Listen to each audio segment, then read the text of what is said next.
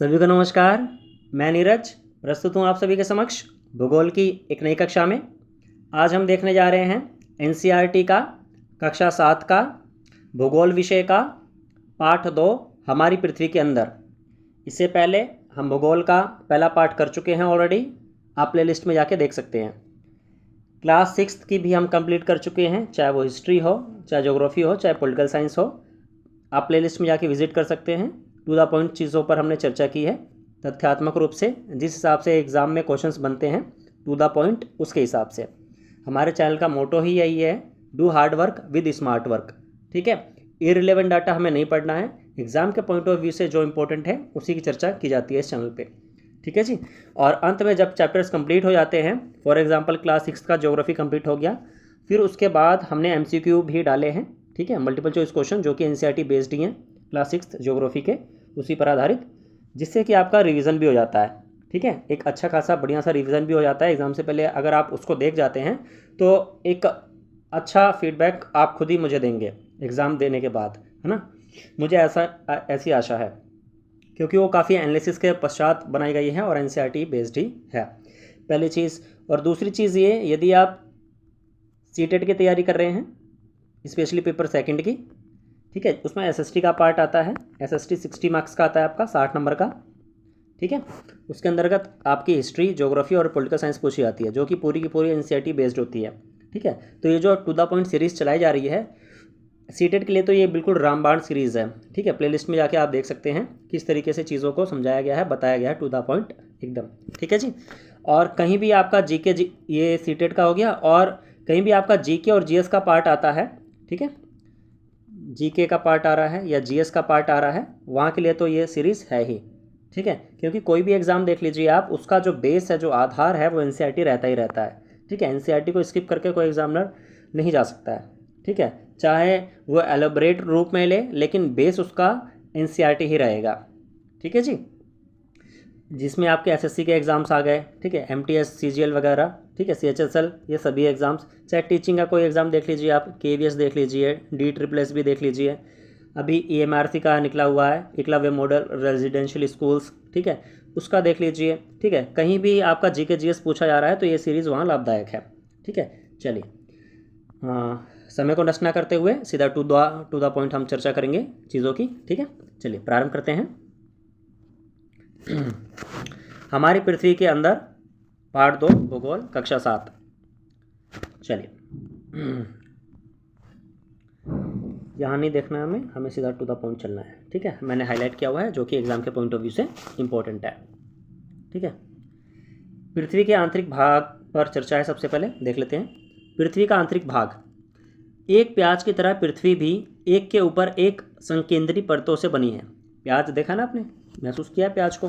ठीक है, एक के ऊपर एक परतों पर चलता है ना, बना रहता है प्याज, है ना। उसी हिसाब से हमारी जो पृथ्वी है ना, एक के ऊपर एक परतें चढ़ी हुई हैं। और कितनी परतें चढ़ी हैं? 3 परत। ठीक है, अगर परत आ जाए कि हमारी जो पृथ्वी है कितनी परतों से बनी है? 3 परतों से। ठीक है, पृथ्वी की सतह की सबसे ऊपरी परत को परपटी कहते हैं। ठीक है, क्या कहते हैं? परपटी। सबसे ऊपर वाली की चर्चा हो रही है। मान लीजिए आप प्याज छिल रहे हैं, तो सबसे ऊपर जो परत आएगी वो रहेगी परपटी। ठीक है, और ये सबसे पतली परत होती है। जब आप प्याज छिलते हैं सबसे पतली छिलका रहता है ना, तो उस हिसाब से आप ट्रिक लगा सकते हैं। ठीक है, तो सबसे पतली परत भी यही है। ठीक है, परपटी, सबसे ऊपरी सतह। क्लियर? ठीक है, अभी पिक्चर के माध्यम से भी देखेंगे इसको। फिलहाल हम तथ्यात्मक जो तथ्य दे रखे हैं उसको देख लेते हैं। ठीक है, चलिए आगे देखेंगे। यह महाद्वीपीय संहति में 35 किलोमीटर एवं समुद्री सतह में केवल 5 किलोमीटर तक है। ठीक है, अगर आप महाद्वीपीय संहति में देखेंगे तो 35 किलोमीटर और समुद्री में 5 किलोमीटर। ठीक, किसकी बात हो रही है? परपट्टी। ठीक है, अब देखते हैं आगे। महाद्वीपीय संहति मुख्य रूप से सिलिका एवं एल्यूमिना जैसे खनिजों से मिलकर बनी है। Most important fact, most important fact, यहाँ से डायरेक्ट क्वेश्चन बना हुआ है एग्जाम में। ठीक है, और आने वाले समय में भी यहाँ से आपको क्वेश्चन देखने को ज़रूर मिलेंगे। ठीक है, ये सिलिका और एल्यूमिना से बना है, इसलिए इसे Cl या सिलिका, C से सिलिका तथा L से एल्यूमिना कहा जाता है। ठीक है, इसको मैंने इंग्लिश में भी लिखा हुआ है, जिनको हिंदी में थोड़ी समस्या है, कुछ शब्दों को लेकर के हो जाती है। ठीक है, जो संस्कृत संस्कृतनिष्ठ शब्द होते हैं उनको समझने में थोड़ी समस्या होती है, इसलिए मैंने इसका इंग्लिश वर्जन में लिखा हुआ है सिलिका प्लस एल्यूमिना। ठीक है, महाद्वीपीय संहति जिस पर हम रहते हैं। ठीक है, स्थल का जो संहति है, स्थल भाग की संहति है, वो सिलिका और एल्यूमिना नामक खनिज से मिलकर बनी है। ठीक है, अब आगे देखते हैं। महासागर की परपटी मुख्यतः सिलिका एवं मैग्नीशियम की बनी हुई है। ठीक है अगर आपका महासागर का आ जाए तो आपका क्या होगा, सिलिका एवं मैग्नीशियम। ठीक है, सिलिका सेम रहेगा, दोनों का कॉमन रहेगा, मैथ्स में निकालते हैं ना आप कॉमन, तो दोनों का कॉमन रहेगा सिलिका। ठीक है, अगर महाद्वीप का पूछेगा तो आपको एल्यूमिना कर देना है, अगर महासागर का पूछेगा तो आपको मैग्नीशियम कर देना है। ठीक है, बस इतनी सी चीज़ ध्यान रखिएगा। शॉर्ट में याद करने का तरीका है Cl और Cm। ठीक है, इन्होंने खुद बताया हुआ है नीचे, आप देख सकते हैं। जस्ट 1 सेकेंड, ये देखिए मैग्नीशियम की बनी है ना, ये देखिए, इसलिए इसे सिमे, सी से सिलिका और मै से मैग्नीशियम कहा जाता है। ठीक है, तो ट्रिक भी इन्होंने खुद दे रखी है, तो आप यहाँ से भी याद कर सकते हैं। मोस्ट इंपॉर्टेंट फैक्ट है, यहाँ से क्वेश्चन ज़रूर बनता है। ठीक है, ध्यान रखिएगा। सीटेट वाले तो बिल्कुल भी इसको स्किप ना करें। ठीक है जी, चलिए ये हुई परपटी की बात। ठीक है, अच्छा अब परपटी के बाद यहाँ पर है मेंटल। भाई पागल वाला मेंटल नहीं है ये। ठीक है, जब आप प्याज को छिल रहे हैं, सबसे ऊपरी हिस्सा आपने निकाल लिया परपटी, उसके नीचे वाला जो हिस्सा रहेगा ना वो मेंटल रहेगा। ध्यान रखिएगा, परपटी के ठीक नीचे मेंटल होता है। क्या होता है, मेंटल। ये भी पृथ्वी की एक परत है, ऊपर से आप करेंगे तो दूसरी परत है। ठीक है, जो 2900 किलोमीटर की गहराई तक फैला होता है। ठीक है, क्लियर, ये दूसरी परत हो गई। इसकी सबसे आंतरिक परत क्रोड है। क्या है, क्रोड। दूसरी परत ये हो गई, तीसरी परत ये हो गई। ठीक है, 3 परतें हो गई। सबसे पहली कौन सी थी, परपटी। ठीक है, इसको लाइन से लगाने के लिए भी आ जाता है कई बार कि ऊपर से परतों को लाइन से लगाओ, तो सब याद रखना है। परपटी सबसे पहले, उसके बाद मेंटल, ठीक है, उसके बाद क्रोड। ठीक है, परपटी, मेंटल और क्रोड, ध्यान रखना सीरीज भी। ठीक, और सबसे पतली परत कौन सी है, परपटी, ध्यान रखना। अब पिक्चर के माध्यम से देख लेते हैं, चीज़ें और क्लियर हो जाएंगी थोड़ी सी, है ना। चलिए यहाँ देखिए पिक्चर, ये देखिए परपटी सबसे ऊपरी हिस्सा। ठीक है, सबसे ऊपरी परत। उसके बाद आप अंदर की ओर जाएंगे तो आपको मिलेगा मेंटल। ठीक है, ये हिस्सा, ये मेंटल है, और ये परपटी इतना हिस्सा है, सबसे पतली परत यही है। ठीक है, और ये हिस्सा देखेंगे आप, ये वाला, ये आएगा क्रोड। ठीक है, ये क्या है, क्रोड। क्रोड में भी इन्होंने 2 पार्ट किया हुआ है, आंतरिक क्रोड और बाह्य क्रोड। ठीक है, आंतरिक क्रोड मतलब कि एकदम सेंटर, और बाह्य क्रोड यानी कि ये वाला एरिया।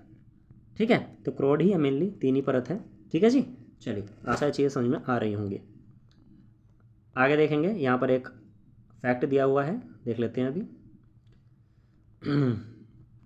चलिए, विश्व की सबसे गहरी खान दक्षिण अफ्रीका में स्थित है तथा इसकी गहराई लगभग 4 किलोमीटर है। सोचने वाली बात है।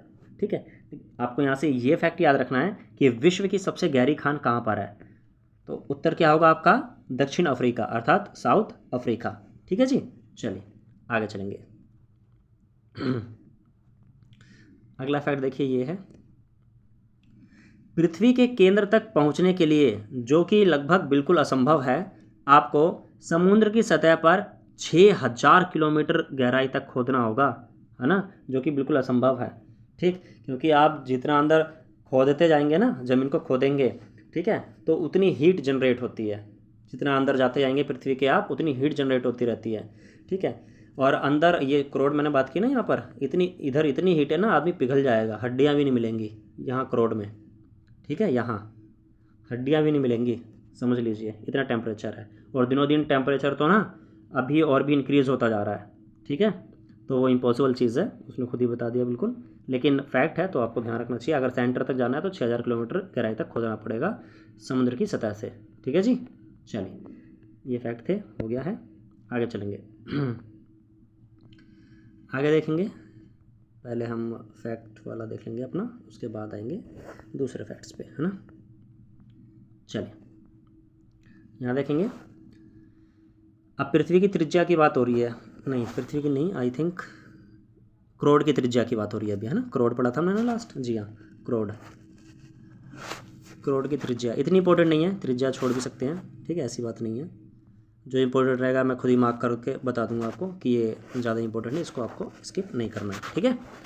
तो क्रोड की त्रिज्या इन्होंने दी है लगभग 3500 किलोमीटर, ठीक। यह मुख्यतः निकल एवं लोहे की बनी है, ये इंपॉर्टेंट है, मैंने ऊपर लिखा भी हुआ है अलग से क्रोड, यहाँ आपको दिख रहा होगा, निकल प्लस लोहा, ठीक है, लोहे को आयरन बोलते हैं, निकल प्लस आयरन, याद कर लीजिएगा, बहुत ही इंपॉर्टेंट है, मोस्ट इंपॉर्टेंट है।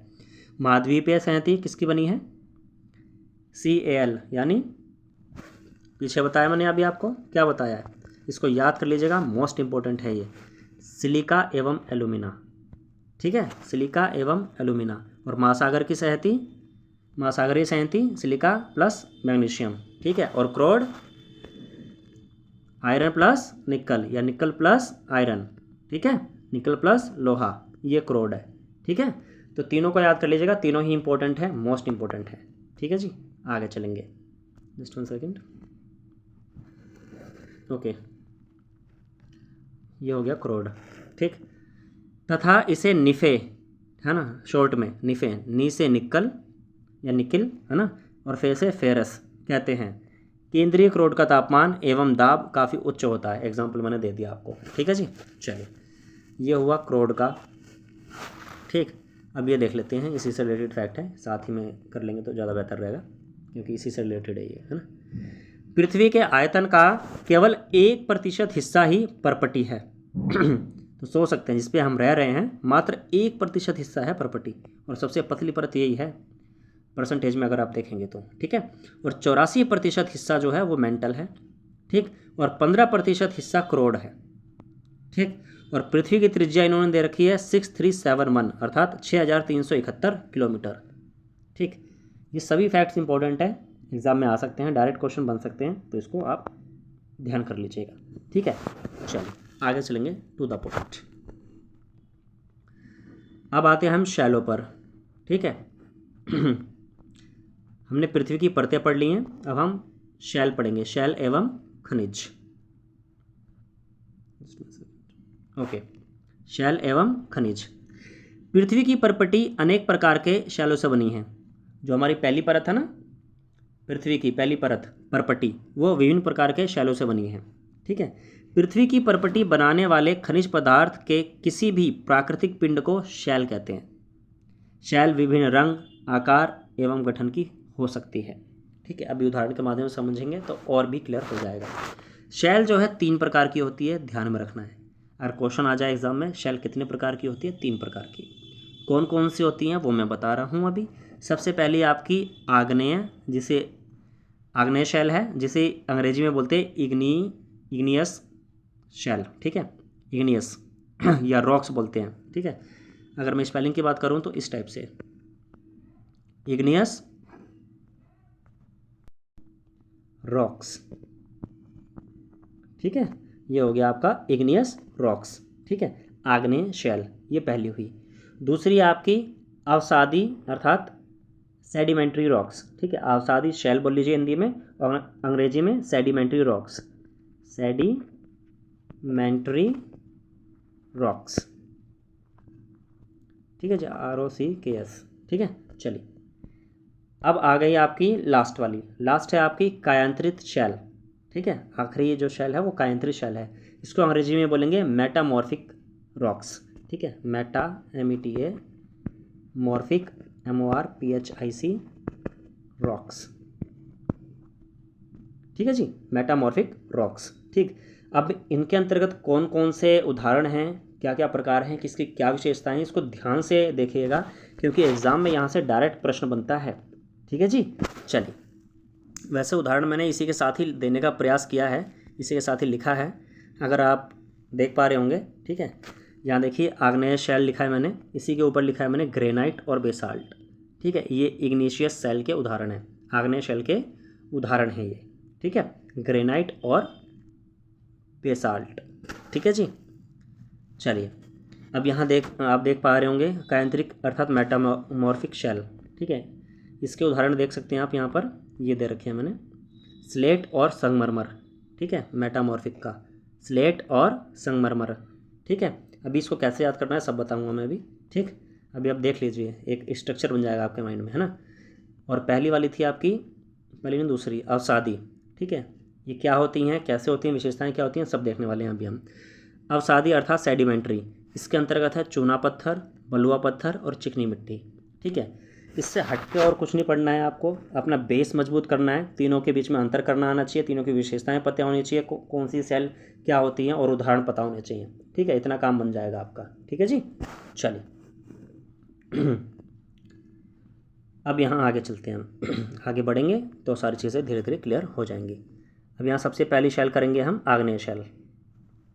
ठीक है, यहाँ आपको नंबर दिख रहा होगा, आग्नेय शैल मैंने अलग से भी लिखा हुआ है और पहला नंबर डाला हुआ है यहाँ पर। ठीक है, अब ये आग्नेय शैल के बारे में हम पढ़ने जा रहे हैं। आग्नेय शैल में द्रवित मैग्मा ठंडा होकर ठोस हो जाता है। इस प्रकार बने शैल को आग्नेय शैल कहते हैं। इन्हें प्राथमिक शैल भी कहते हैं। और आग्नेय शैल जो हैं वो दो प्रकार की होती हैं, अंतर्भेदी शैल और बहिर्भेदी शैल। ठीक है, आग्नेय शैल कितने प्रकार की होती है, दो प्रकार की, अंतर्भेदी और बहिर्भेदी। अगर एग्जाम में क्वेश्चन आ जाए कि अंतर्भेदी शैल और बहिर्भेदी शैल किस शैल के दो प्रकार हैं, ठीक है, तो आपको ध्यान में रखना चाहिए कि प्राथमिक शैल, और प्राथमिक शैल का ये दूसरा नाम क्या है, जी हाँ, आग्नेय शैल। ठीक है, ये चीज़ ध्यान रखना। और आग्नेय शैल के दो उदाहरण ऑलरेडी बता चुका हूँ मैं ऊपर आपको। ठीक है, क्या है आग्नेय शैल के उदाहरण, ग्रेनाइट और बेसाल्ट। ठीक है जी, चलिए अब यहाँ ना अलग से देख लेते हैं, अंतर्भेदी और बहिर्भेदी को इन्होंने अच्छे से एक्सप्लेन किया हुआ है। ठीक है, उसी में ही आपको उदाहरण देखने को मिलेंगे। यहाँ देखिए, जस्ट 1 सेकंड ये ज़्यादा देखिए, ज़्यादा नहीं है कंटेंट, टू द पॉइंट ही ये सब, तो एक बार पढ़ लेते हैं हम, है ना। क्या आप ज्वालामुखी से निकलने वाले लावा की कल्पना कर सकते हैं।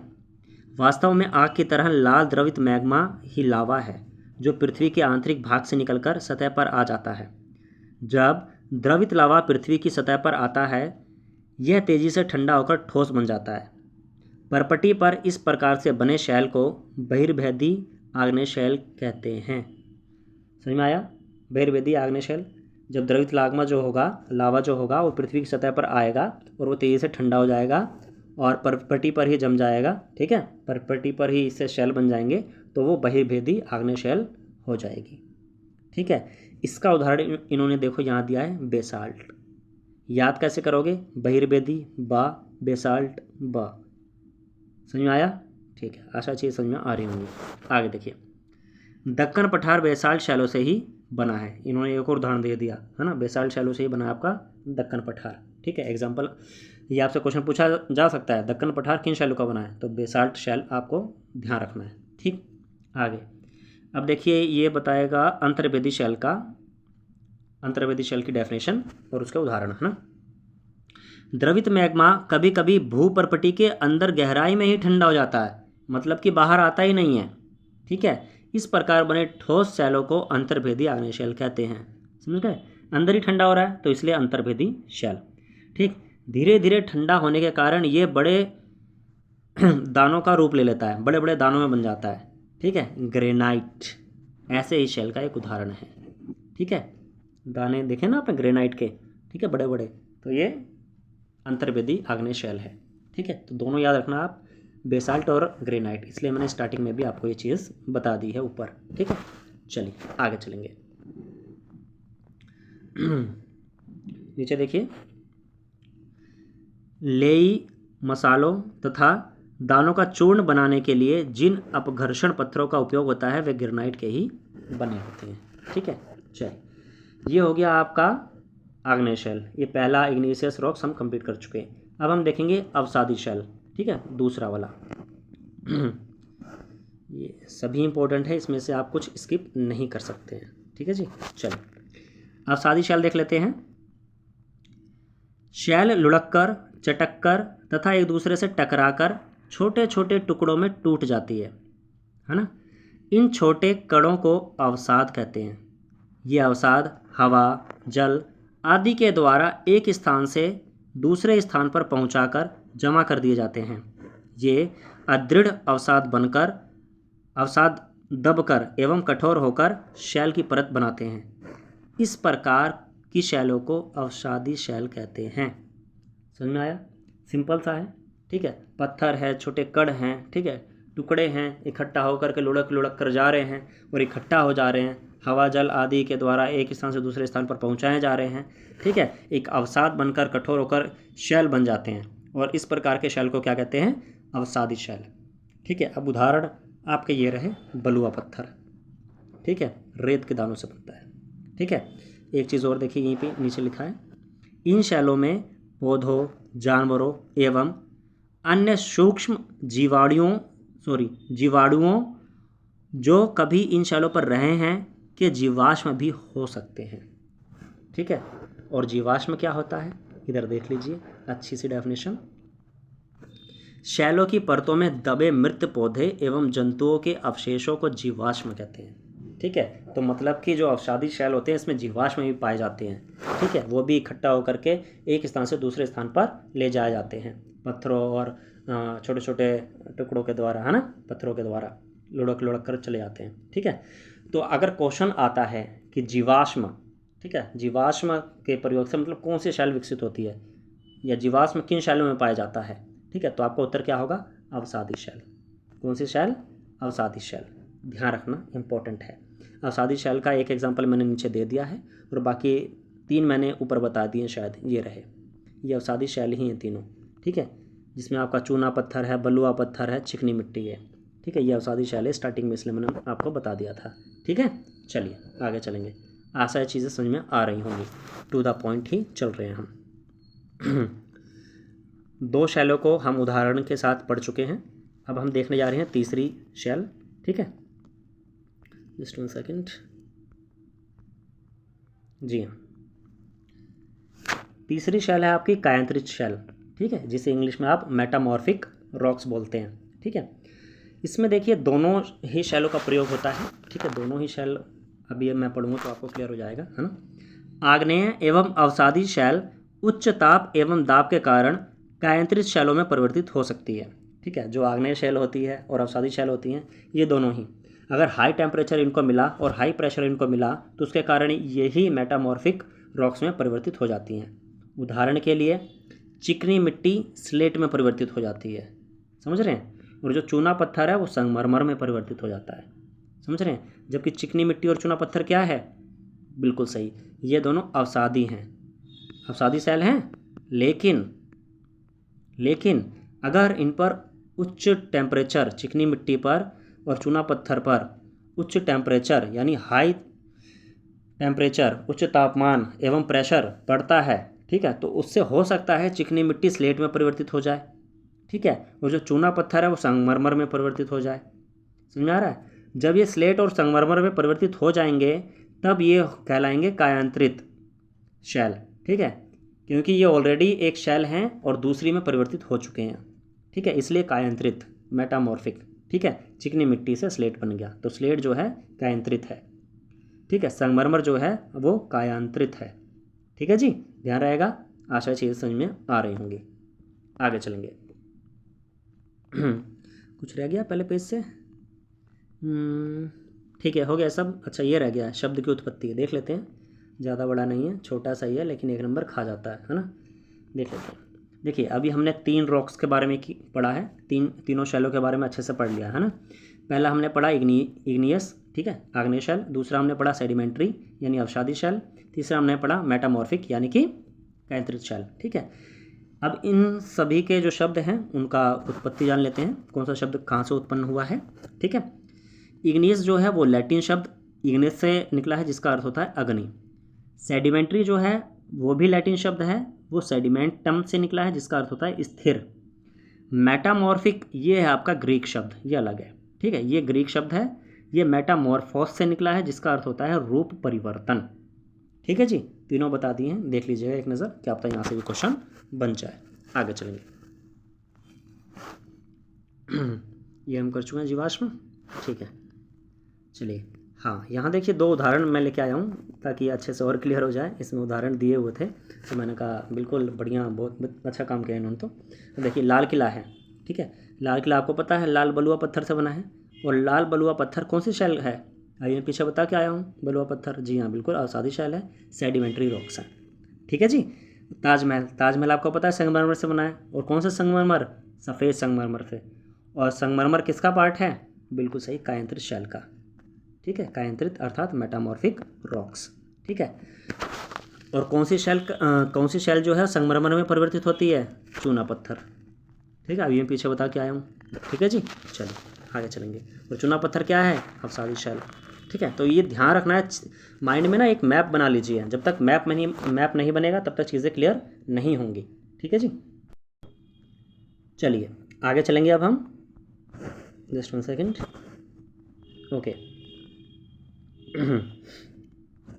आपको जानकर आश्चर्य होगा कि किन्हीं निश्चित दशाओं में एक प्रकार की शैल चक्रीय तरीके से एक दूसरे में परिवर्तित हो जाते हैं।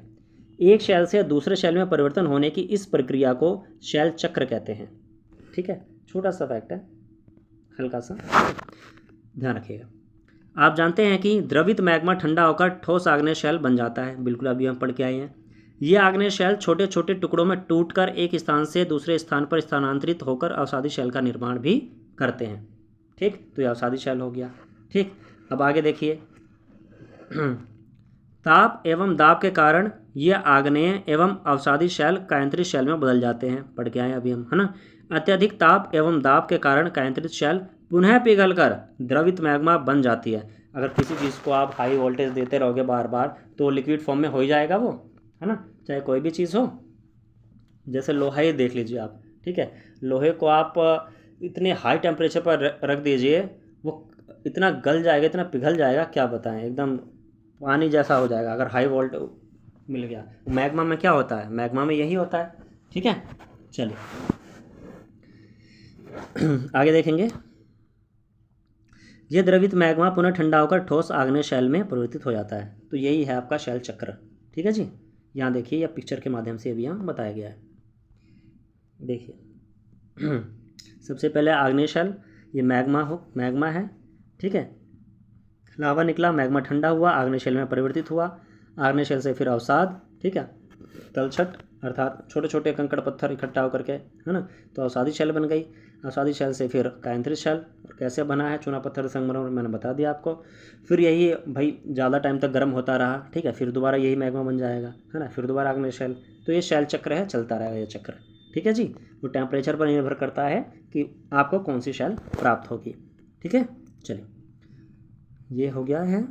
आगे देखेंगे। शैल विभिन्न खनिजों से बनी होती है। खनिज प्राकृतिक रूप में पाए जाने वाले पदार्थ हैं जिनका निश्चित भौतिक गुणधर्म एवं निश्चित रासायनिक मिश्रण होता है। खनिज मानव जाति के लिए बहुत महत्वपूर्ण है। बिल्कुल, कुछ का उपयोग ईंधन की तरह होता है, जैसे कोयला, प्राकृतिक गैस एवं पेट्रोलियम।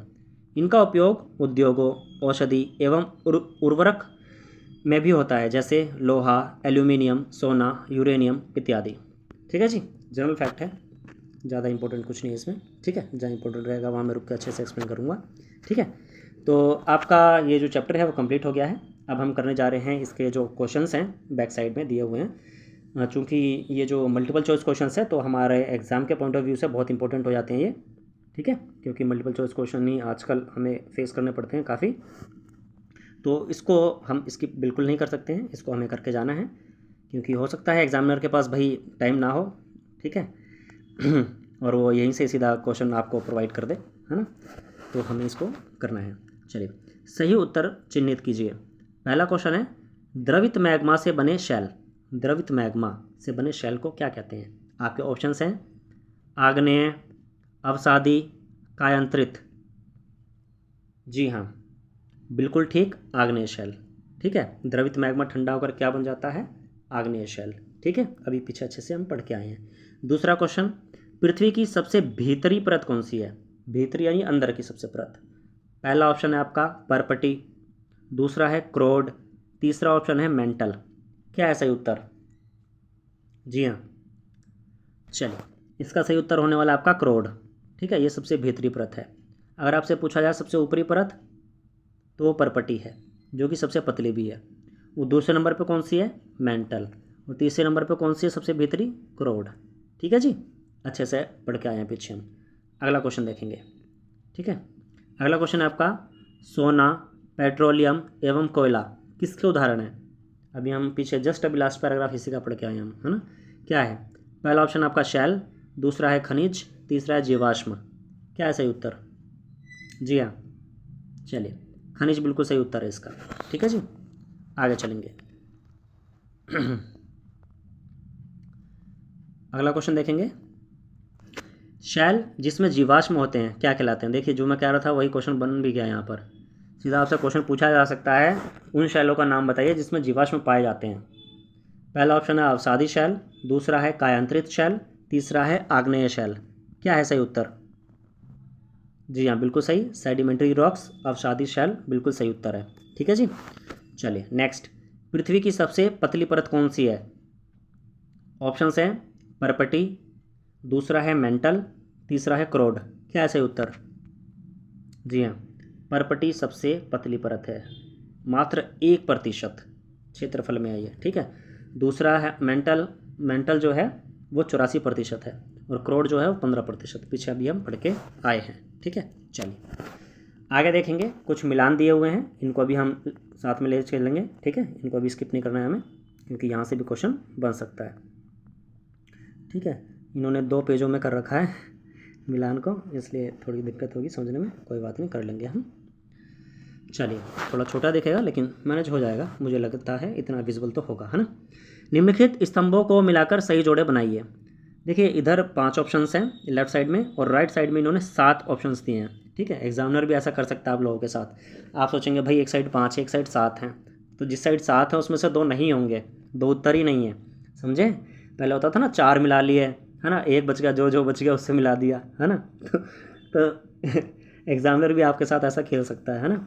चलिए फिलहाल लेफ्ट साइड लिखे हैं आपके, पहला लिखा है क्रोड, दूसरा है खनिज, तीसरा है शैल, और चौथा है चिकनी मिट्टी, और 5वां है CL। ठीक है, अब इस साइड 7 नाम दिए गए हैं।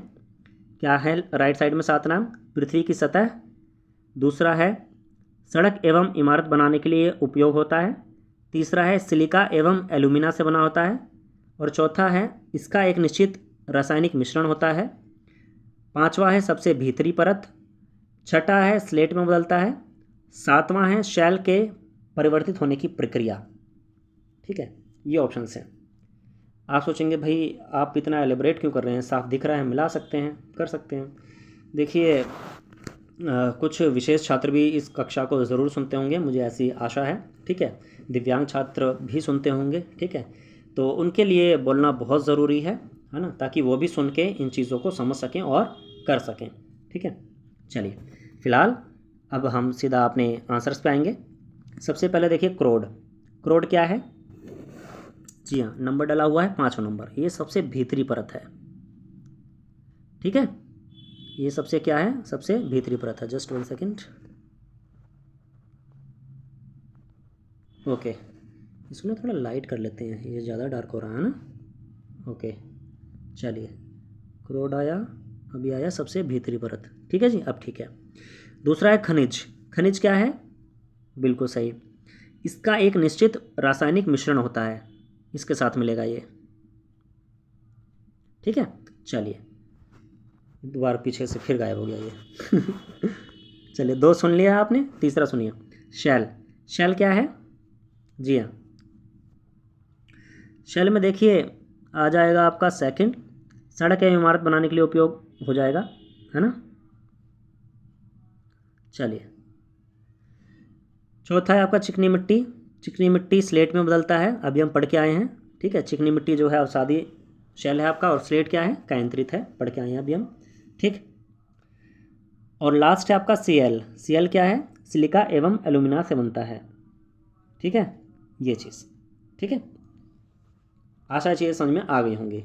ठीक है जी, ये था आपका चैप्टर। यहाँ से कोई भी क्वेश्चन बन सकता है, इसलिए हम जो चैप्टर के पीछे क्वेश्चंस दिए रहते हैं उसको भी कंप्लीट करने का प्रयास करते हैं, क्योंकि एग्जामिनर का कुछ नहीं पता, जिस हिसाब से एग्ज़ाम का लेवल दिनों दिन बढ़ता जा रहा है, हो सकता है एग्जामिनर वहाँ से भी आपके क्वेश्चंस रखते हैं। ठीक है, चलिए तो ये था चैप्टर। अगर आप चैनल पे नए हैं तो चैनल को सब्सक्राइब कर सकते हैं। जानकारी अच्छी लगी हो, वीडियो पसंद आई हो तो साथियों के साथ शेयर और लाइक करना बिल्कुल ना भूलें। धन्यवाद।